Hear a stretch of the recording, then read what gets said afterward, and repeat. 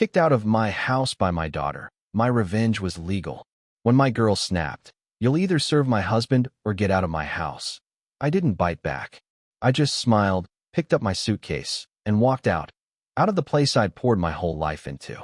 She expected me to fall apart like I usually did, but this time the ground felt different under my feet. A week later, I was staring at 22 missed calls, and that was only the opening act of what I had in mind. They were going to feel the weight of their words and choices. Before we roll on, do me a favor, follow the show and drop a note about where you're listening from in the comments. All right, back to it. My keys were still warm in my palm when I shouldered through the front door, plastic grocery sacks carving lines into my wrists. Saturday light sifted through the curtains and laid that soft spring glow over the living room, the kind that usually lifts my mood. Not today. Jason had made himself at home in my leather recliner, the last thing Linda gave me before cancer carried her off. He had his socked feet up, a half-drunk beard drooping from his fingers, and the remote parked on his stomach like he owned the joint, which I guess he figured he did. "Old man," he said, eyes glued to the basketball game. "Grab me another beer from the fridge since you're up." I set the bags down slow, feeling the weight of milk jugs and loaves of bread. The plastic had already tattooed red grooves across my palms. "Come again." "You heard me," he said without looking away. "Make it a Corona, not that bargain stuff you guzzle." A chill settled in my chest. I'd bought those Coronas just for him, spent my social security on beer I wouldn't touch. "Jason," I just walked in the door. "Groceries need putting away." That finally got him to glance over. His face wore that familiar look, the one that says I'm being a problem for expecting basic respect. "What's the issue?" "You're standing." "I'm comfortable." "The issue is this is my house." Jason's feet hit the floor with a thud. He rose slow, using his size like a crowbar. At 30, he had me by a few inches and a lot of gym time, but I've navigated bigger bullies than him since before he was born. "Your house?" "Funny," he said, edging closer with the bottle in his hand. "Your daughter and I live here. We're the ones paying the bills, with my money." "Details," he added, stepping closer still. "Listen, Frank, we can keep things smooth or make them rough. You want peace under this roof. You play along. Simple." The kitchen door swung open.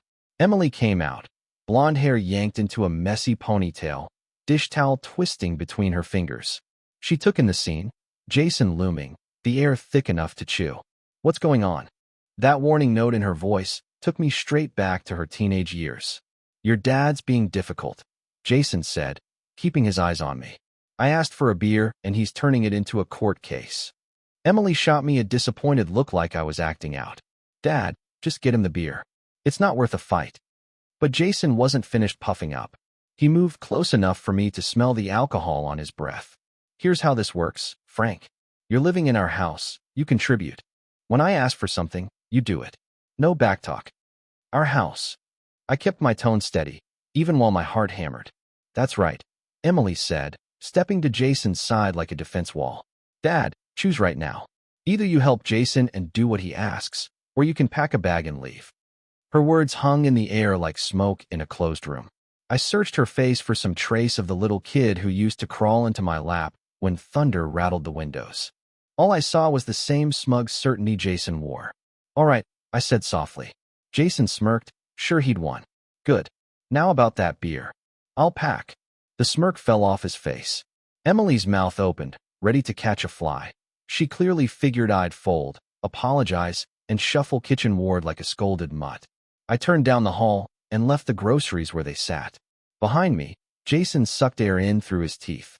Emily whispered, "Dad, wait." But my steps were steady on the hardwood Linda, and I had refinished together 20 years back. I pulled the suitcase from the closet shelf with a soft whomp. Bought it for our Yellowstone honeymoon back when Linda was alive and the road ahead looked open and long. Now it yawned on the bed, ready to swallow the scraps of my life in that house. I packed on autopilot. Underwear, socks, 3 sets of clothes. Not everything, just enough. The living room carried the sound of frantic whispering, Jason's voice cutting sharp above Emily's.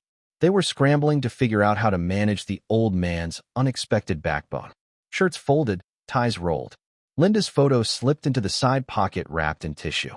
Medications, reading glasses, small leather notebook where I track every dime. When I wheeled the suitcase down the hall, the whispers stopped.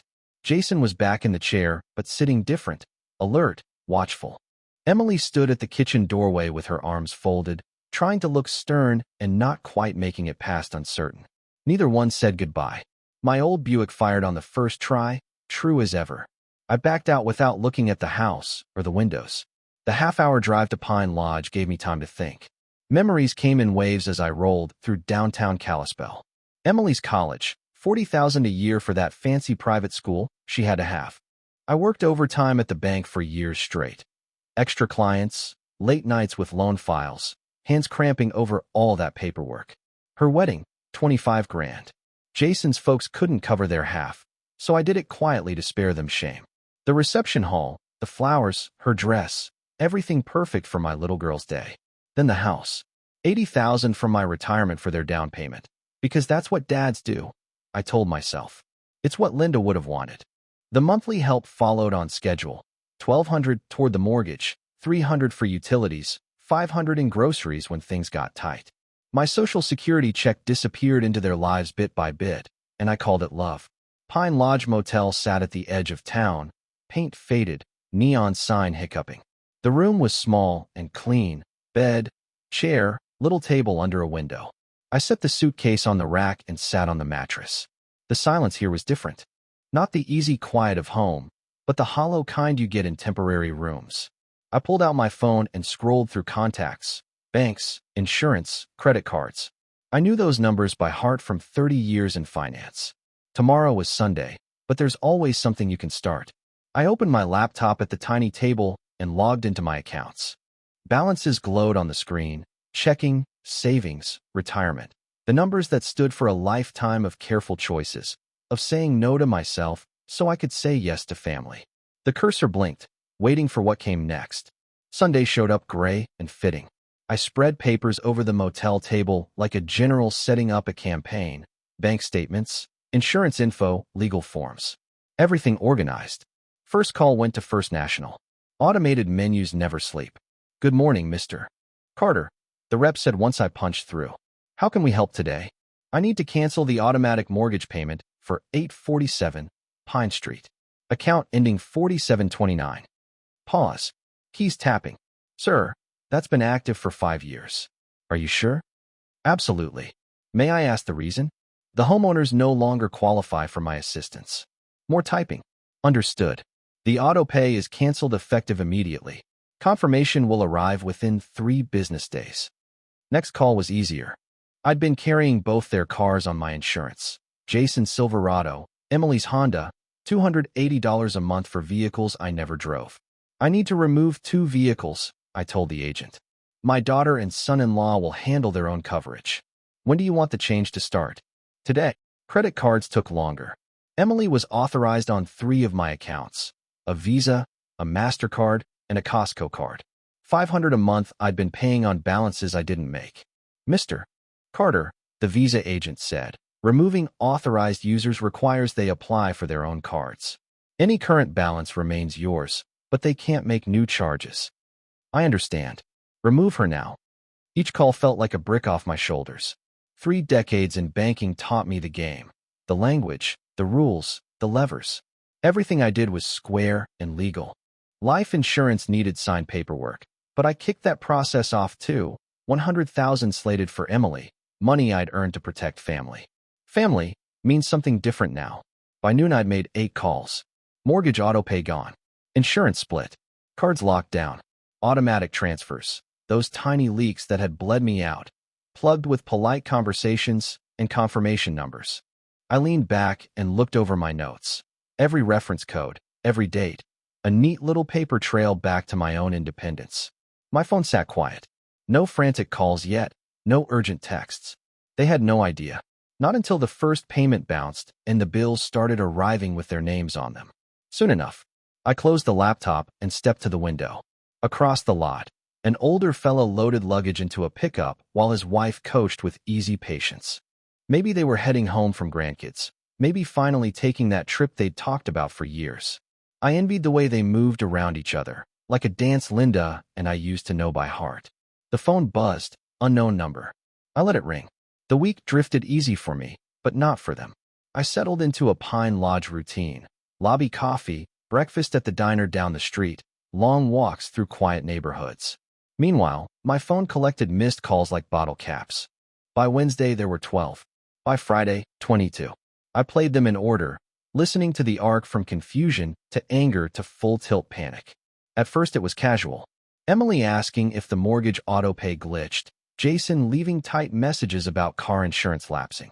Midweek, panic sharpened their voices. Dad, what is going on? Emily sounded cracked. The bank says you canceled the payment. They want the full amount by Friday, or they'll start foreclosure. Jason ramped up to threats. Frank, fix this now. People are asking about my insurance. You're making us look like deadbeats. By the end, they were practically begging. Emily crying, promising they'd make it right if I'd just call back. Jason tried soft for once, pretending he'd been too harsh. I listened to each one, deleted it, and felt nothing more than a distant curiosity at how desperation changes a person's tone. Thursday morning, there was a knock. Through the peephole, I saw them both. Emily in a wrinkled sweater, Jason in work clothes, both looking like sleep hadn't loved them much. I opened the door and stayed planted, not inviting them in. Dad, Emily said, eyes red. We need to talk. About what? Jason pushed forward, face pink with anger. About you trying to wreck our lives over a stupid beer. I'm not out to wreck anything, I said evenly. I'm just done paying for your lives. The mortgage, Frank, Jason snapped. You can't just stop paying. That's our house. Actually, it's my house, I said. My name on the deed. My signature on the loan. You two were guests. Emily grabbed his arm before he stepped closer. Dad, please. We can solve this. He spoke wrong. I did too. But you can't just leave with no warning. You gave me a choice, I reminded her. Do what Jason says or leave. Those were your words. I didn't mean. You meant it, I said. You just didn't think I'd choose door number 2. Jason tried smoothing his voice. Look, we all said things. But you're talking about our home, our credit, our whole lives. You can't yank it all away. I can, and I already did. I started to close the door. You told me to leave. I left. You wanted to run your own lives? Go ahead. Dad, wait. Emily said, voice breaking. What about family? What about everything we've been through? For a second, I saw a flash of the kid who used to bring me dandelions and call them flowers. But that kid had grown into someone who watched her husband humiliate her father in his own living room. Family cuts both ways, I said quietly. I carried you for 5 years. When it was time for you to carry me a little, you chose him. Jason snapped. You crazy old. If you keep raising your voice, I said, I'll call the police. Private property. Disturbing the peace. They stared at me, and I think for the first time in years they actually saw me. Not a walking ATM, not the soft-hearted dad. Just a man who'd learned how to say no. Jason tugged Emily's elbow. Come on, we'll figure it out. They trudged back to the car, his cocky walk gone. Her face turned back at me like she wasn't sure who she'd been talking to. I shut the door and went back to my laptop. There were more calls to make. Untangling a life takes work. The diner on Main had been my refuge when Linda was alive. We'd meet after her checkups and split apple pie while talking about nothing important. Tuesday morning, I walked those 3 blocks, breath fogging in the crisp air. Routine steadied me after yesterday. The bell chimed. Coffee steam and bacon grease made a warm little cloud. I was sliding into my usual corner booth when a voice called, Frank Carter. Well, I'll be. Paul Anderson stood from a window table, newspaper tucked under his arm. We'd worked together at First National for 15 years. He handled commercial loans, I handled personal accounts, and we'd drunk enough coffee together to call it friendship. Paul, I said, getting up to shake his hand. Good to see you. Mind if I sit? He asked, already sitting. Haven't seen you since Linda's service. Heard you've been staying at Pine Lodge. Everything okay? The waitress poured coffee before I answered. I weighed how much to share. Paul's solid, but bankers wear 2 hats. Family stuff, I said. Needed room to think. He nodded, studying me. That son-in-law of yours tried to run a game on us a few months back. My cup halted halfway. What kind of game?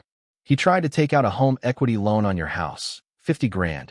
Paul said, frown deepening. Claimed it was his place. Brought paperwork and everything. The diner's clatter faded. My house. He said it was his? That's right. Looked decent at first glance. But we ran the title search. Paul shook his head. It all comes back to you. Clean title. No co-signers. Nothing tying him to the property. I set the cup down and let that sink in. When? December or early January. I handled it myself because of the size. He lowered his voice. Frank, it wasn't confusion. The documents were forged. The blast of cold truth took my breath. 3 months ago, Jason had been trying to rob me on paper. Not a heat-of-the-moment thing, planned fraud. Did you report it? We killed the application and flagged his info. Since we didn't disperse funds, it gets gray legally. But I kept copies. He looked at me. You really didn't know? I shook my head, thinking of all the months I paid their bills while he cried poor. What did he say the money was for? Home improvements, Paul said. But rumor is he's deep in gambling debt. How deep?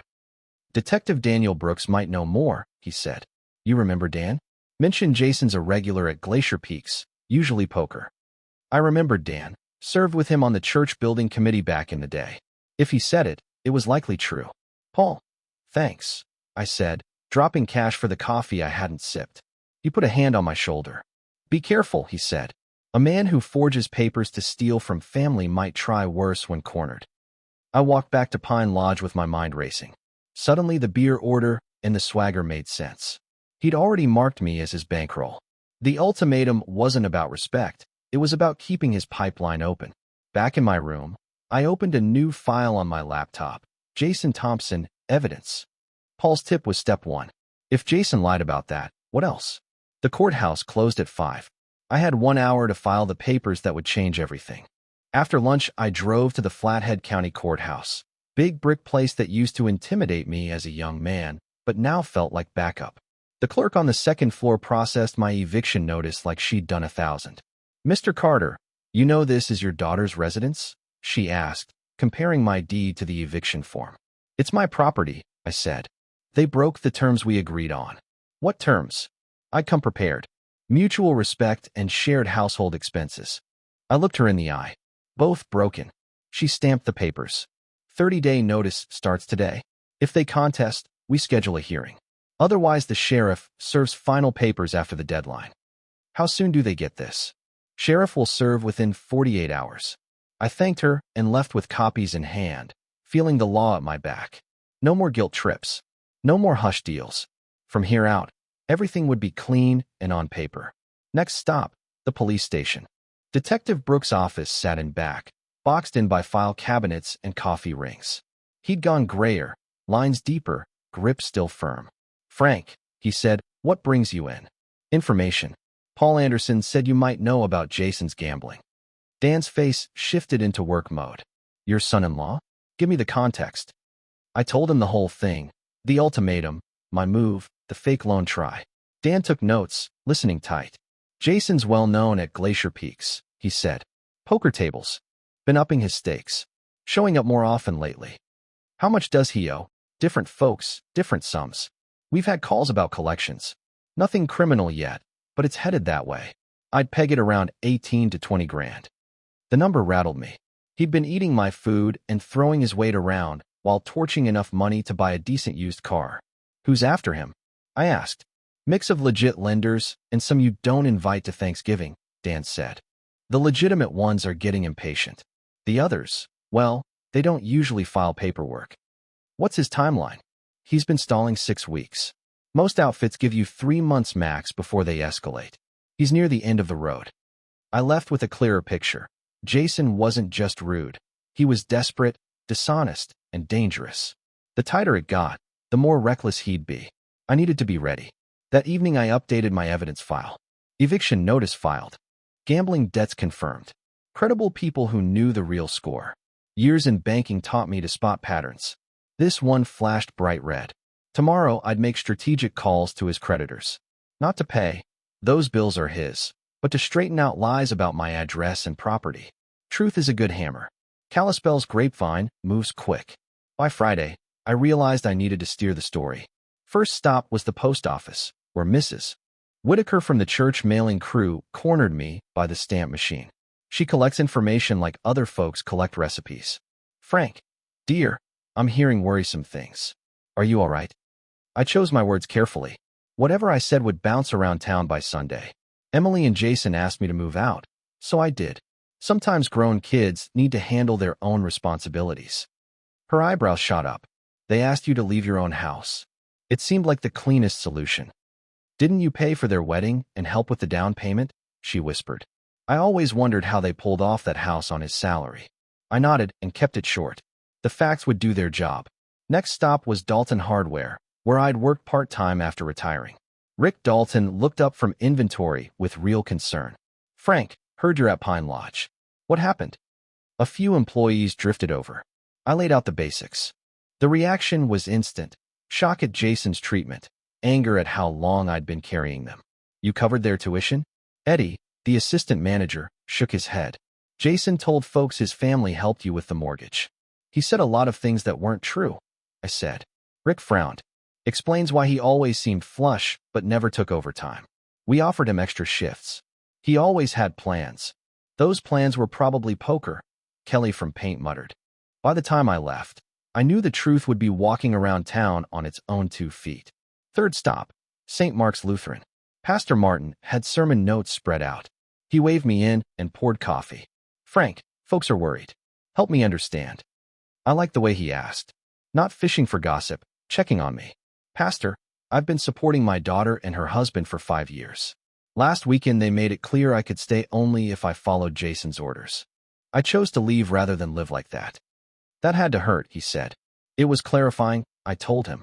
I love my girl. I won't be a servant in my own house. He nodded slowly. Sometimes love means letting consequences do their work. Sounds like you've been shielding them from those for a long time. On my walk back, I ducked into Annie's coffee shop. Busy Friday crowd, retirees, off-shift workers, moms with strollers. From my corner table, I heard the town do what towns do. Jason owes money all over. Frank's been paying their bills for years. Never did add up. How they lived that big on his paycheck. The story was moving on its own, trimming off exaggeration, keeping the core. As I stepped out, my phone rang. Mrs. Green, my neighbor of 20 years. Frank, I hope you don't mind me calling. There's been a lot of shouting over there, mostly Jason, but Emily too. The police cruised by twice yesterday. Thanks for keeping an eye out, I said.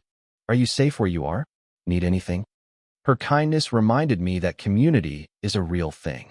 I'm okay, one day at a time. That evening I reviewed my conversations. Social pressure was building without me pushing it. Folks recognize unfair when they see it. Another call came, unknown number, local area code. I let it roll to voicemail. This is Aaron Blake from Frontier Financial Services. We're trying to reach Jason Thompson regarding a past due account. Please call us. They were calling me because he listed my address on credit apps. More proof he'd planned to make me the cleanup crew. I deleted the message and updated my file. I should have expected pushback. Jason's not the type to go quiet. Saturday started calm enough. I was sorting bank papers over coffee when the phone lit up. First Rick from the hardware store, then Mrs. Whitaker, then Pastor Martin. Same report. Jason was making the rounds, spinning his version. Frank, Rick said, angry on my behalf. He came in here loud, telling everyone you abandoned them without warning. Said you promised to always take care of them, and then flaked. What else? I asked. He's telling folks you're having some kind of mental break. Says you tossed them because Emily wouldn't let you control everything. And he's dragging in a family medical emergency you won't help with. I hung up and thought it through. If he'd turned to public storytelling, his creditors had to be breathing down his neck. The next call proved it. Mr. Carter, Detective Brooks here. Heads up. Jason tried to file an elder abuse complaint. Claims some banker is manipulating you into bad choices. Elder abuse. Nonsense, Dan said. He's trying to plant a record that you're incompetent. I told him medical proof and witnesses are required, which he can't supply. 20 minutes later, Emily called. Dad, please answer. I know you're upset, but there are things you don't get. Her voice was thick with tears. I'm pregnant, Dad. The stress could make me lose the baby. That old protective instinct twisted in me, the same one that made me easy to use. But something about the timing felt staged. Congratulations, I said. When did you find out? Last week, right before everything blew up. Have you seen a doctor for these complications? A pause. I have an appointment next week. Which doctor? Dr. Coleman at the women's clinic. I knew Dr. Coleman, Linda's doctor for years. I'll call the office and see how I can help with the bills. You don't need to call, she snapped. If there's a real medical issue with my grandchild, I want to help. Dr. Coleman can tell me the best way. That's private, she said. You're right. So have her call me about payment. The line went dead. An hour later, I was walking past First National when I heard Jason holding court on the sidewalk, talking loud so everyone could hear. He's lost it, he told the small crowd. Senile old man thinks we're all thieves. Threw his own pregnant daughter out over nothing. I walked up calm. People noticed me before Jason did. Heads turned. He spun around, face flushing. There he is, the man who abandoned his family. Hey, Jason, I said level. How's that gambling debt coming along? The words hit him like a slap. The crowd murmured, gears turning. You're crazy, he stammered. What debt? About 18 grand, I said, glancing at the onlookers. Glacier Peaks, mostly poker. Funny how far a paycheck stretches when you aren't paying for your own roof. His face went from red to purple. He stepped close, trying to loom. You senile. I can document every dollar I spent on you for 5 years, I said. Can you show where your money went? Silence from the crowd, except for the soft click of phones coming out. Jason realized the ground had shifted. This isn't over, he growled, pushing through the people. Back at the motel, I logged the incident. His story was crumbling because it was built on lies. Folks around here know my character. But the pregnancy claim bothered me. If it was real, that changed the stakes. I called Dr. Coleman's office. I wasn't looking for private details, just confirming whether help would be needed. If there was a real emergency, I'd step up. If not, I wouldn't be steered by a staged crisis. Jason's threats had crossed a line. I phoned Detective Brooks. Dan, I need to file a formal complaint. He confronted me publicly, made gestures like he meant to do something, and he's winding himself tighter. Come by in the morning, he said. Bring your notes. I didn't even have to wait. A knock came from Roy Mitchell, the Pine Lodge night manager. Mr. Carter? That guy who was yelling earlier? He came back about 20 minutes ago and stood outside your door for 5 minutes, then left. Spooked a few guests. Say anything I should know? Muttered about teaching old fools lessons. We've got it on the security cameras. You want a copy for the police? Yes, sir, I said. That would help. Next morning, I brought the USB drive and a written timeline to the station. Dan reviewed everything carefully. Frank, this shows a pattern of intimidation. Plus, I saw him at the bank yesterday. We can get you a restraining order. What does it do? Keeps him 500 feet from you and your property. If he violates it, we arrest him. He hesitated, then added, there's something else. On Friday, Jason asked a lawyer about adverse possession. My stomach dropped. Squatters' rights. Yep. Montana requires 5 years of hostile occupation. He's only got about 3 in your place, but he appears to have planned to wait 2 more, then try a claim. Does he have a shot? None, Dan said. It only works without the owner's permission and with taxes paid. You let them move in, and they didn't cover taxes or rent. Still, it shows intent. He's been scheming for years. How fast on the order?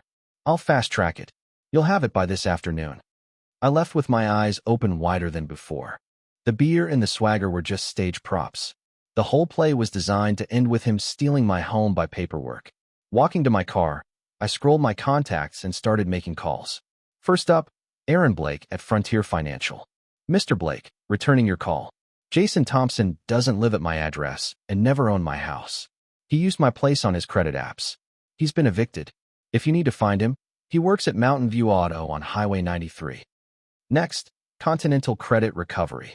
Jason Thompson has no claim to my property and no longer resides there.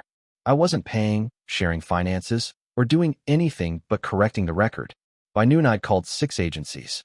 The house of cards was about to fall. That afternoon, Judge signed the restraining order. Jason was legally barred from coming within 500 feet of me or my property. Violate it, go to jail. I drove back to Pine Lodge feeling the way a man feels when the rules finally work for him. Jason had spent 3 years aiming at my house.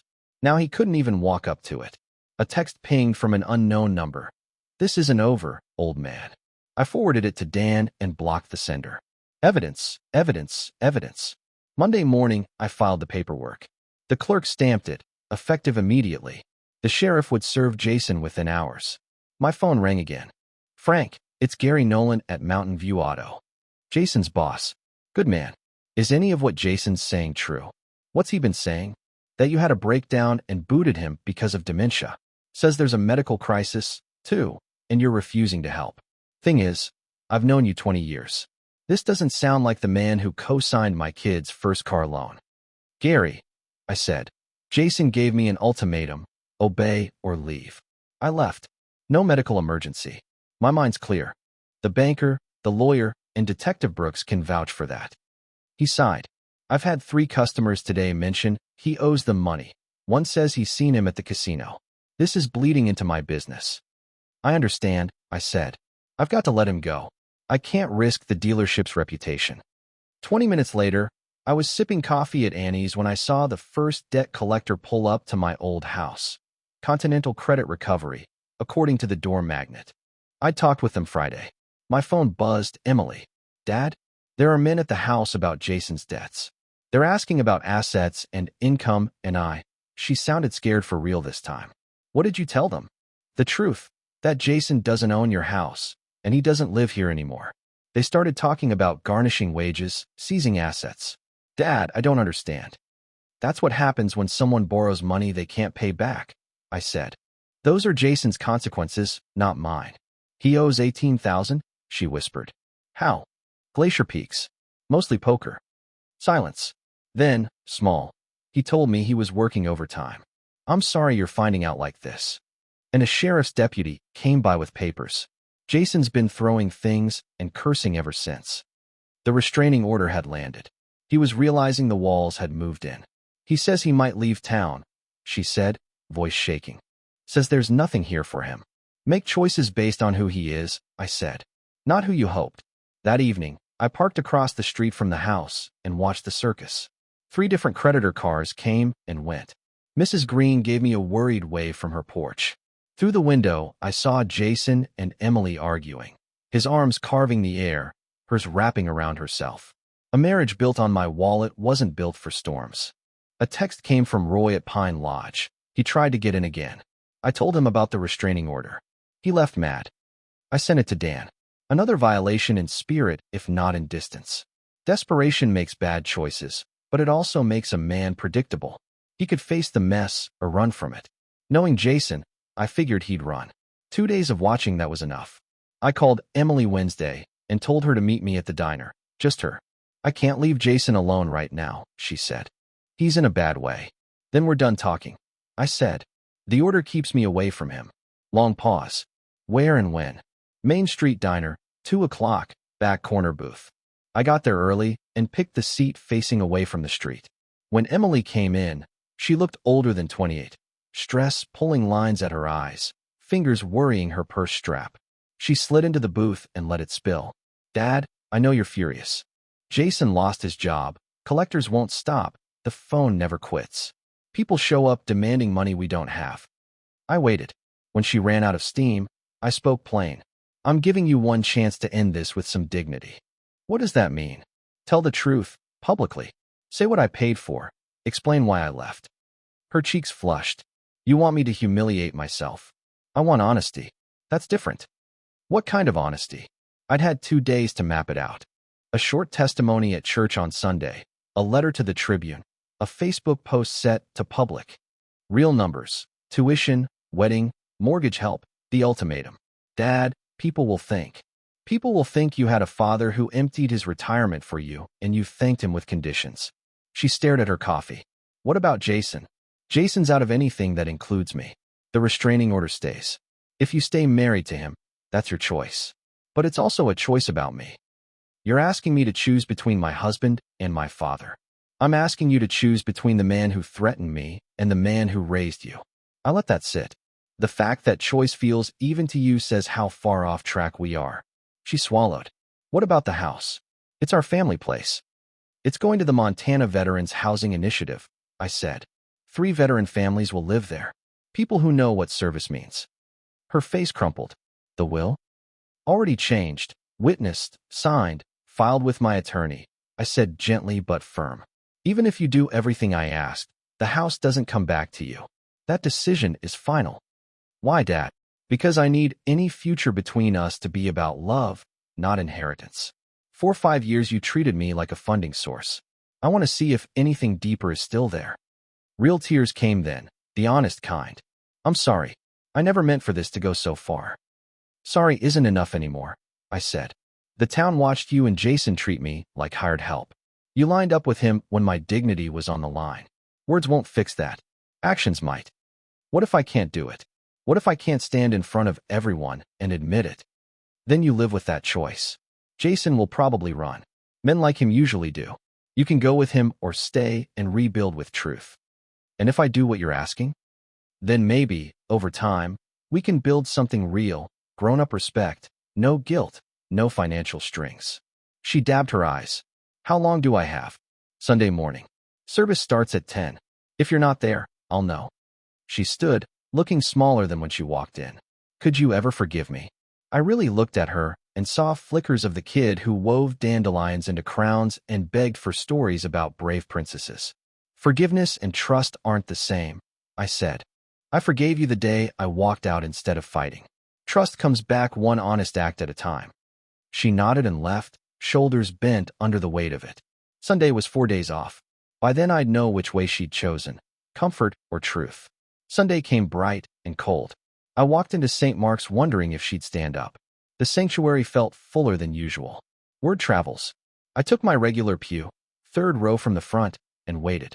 Pastor Martin led hymns and readings, but you could feel the air buzzing. When testimony time opened, Emily rose from the back. She looked small crossing the aisle, but her steps didn't wobble. At the podium, she gripped the sides and met faces she'd known forever. I need to tell you something about my father, she said, voice clear. For the past 5 years, Frank Carter has been supporting my husband and me. He paid $160,000 for my college when I could have chosen a cheaper school. He paid $25,000 for our wedding when Jason's family couldn't cover their share. Murmurs rolled through the pews. Numbers land heavy. He gave us his family home, the one his parents left him, where he lived with my mother for 20 years. When we couldn't make the mortgage, he paid it. When we needed groceries, insurance, utilities, he covered them while living on Social Security. Her voice strengthened. 3 weeks ago, when my father wouldn't take orders from my husband, we gave him a choice. Obey Jason or leave his own home. Dad chose his dignity. Silence wrapped the room. I stood by and let my husband disrespect the man who sacrificed his retirement for our comfort. I stood with someone who threatened my father instead of with the father who raised me. Tears flowed, but her voice stayed even. I'm here because my dad gave me one chance to choose truth over pride. I was wrong. Jason was wrong. My father deserved thanks and respect. We gave him ultimatums. She looked straight at me. I'm sorry isn't enough, Dad, but I hope it's a start. The congregation filled the room with soft affirmations as she returned to her seat. Pastor Martin stepped up, eyes wet. The hardest courage is public honesty. Emily showed it today, and her father showed us dignity under pressure. After the service, folks came up with hugs and handshakes. Mrs. Whitaker squeezed my hand. We suspected you were helping, Frank. We didn't know how far it went. Rick clapped my shoulder. Tough as nails, what you did. Boundaries with family are the hardest. The moment that mattered most came when Emily walked up outside. The Tribune letter runs Wednesday, she said. The Facebook post goes up tonight. She hesitated. Jason left yesterday, packed his truck while I was at work and vanished. No note. I wasn't surprised. Men like that leave instead of standing up. I'm sorry your marriage ended this way, I said. I'm not, she answered quietly. I filed for divorce this morning. He'd been using my cards for gambling without telling me. It's worse than we thought. 3 months later, I stood in the front yard of what used to be our family home and watched 3 veteran families move into the transitional units the Montana Veterans Housing Initiative built. The house had been converted into separate apartments, private spaces with shared commons. Staff Sergeant Olivia Ramirez, just back from deployment, guided her 2 kids toward a playground set local businesses donated. Mr. Carter, this means everything, she said. Thank you for choosing veterans. Folks who serve understand sacrifice, I told her. This house should belong to people who earned it.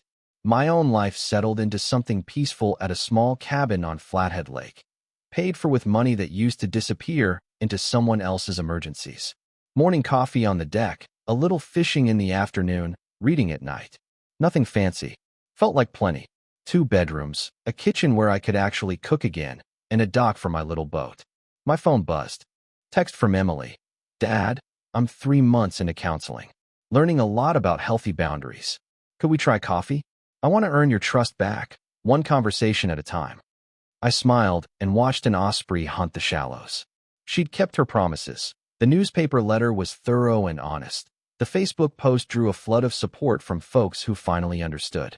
Most important, she was doing her own work, taking responsibility, not asking for a shortcut. I typed, "Coffee sounds good. Saturday morning at the diner?" Her reply came fast. "I'll be there. And Dad, thanks for not giving up on me." I set the phone down and watched the osprey lift out of the water, a fish bright in its claws. Sometimes patience and dignity do pay off, even when the waiting feels long. The sun slid down over the Rockies and painted the lake gold and orange. From the veteran's place, I could hear kids laughing.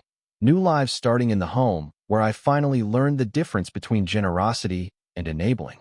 Justice done, dignity kept, and maybe, just maybe, a daughter ready to rebuild trust the slow, honest way.